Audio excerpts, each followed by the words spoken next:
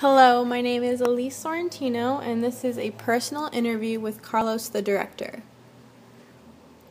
This interview with Carlos was conducted during the production of Carlos's theater work, The Good Money, shown at the American Heritage Theater. Theater production is not the kind of work most of us are willing to do.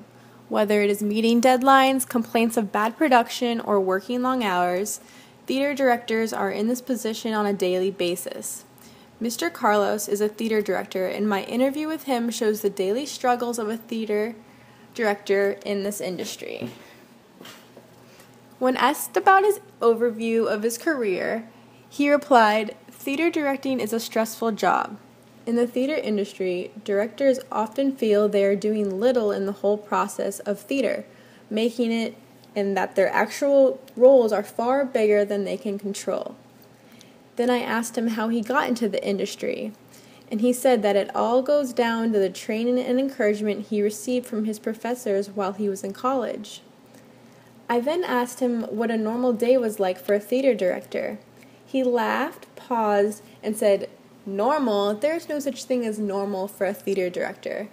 A director is a leader, and sometimes staff availability can be a problem. It can, at times, be challenging to get all members to agree on a particular point," he said. He went ahead to give the daily challenges that he goes through on a daily basis, which seems very hectic. When I asked him the next question, he had to almost think for a minute. I asked what the most challenging thing was when it comes to following regulations. He started by saying that his biggest rule and regulation challenge is maintaining staff ratio during staff member emergencies or call-ins. My final question was about what technique he uses to ensure that these ratios are indeed met at all times. And his reply was that he hires flexible staffs that do not have problems reporting early or working late, and he also has a list of substitutes that can be called when needed. Although I was content with the information he had given me, I went ahead and posed one more question, and I asked him how long he had been working in the theater. He was slow to answer this question as he did some math in his head and told me that he had been in the theater field for 8 years as a theater director. I snuck in one last question to know whether there was another theater job that Carlos had done in the theater other than being a director.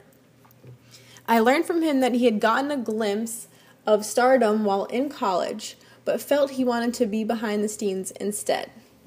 He said, "I only wanted to focus on what I knew I was best at."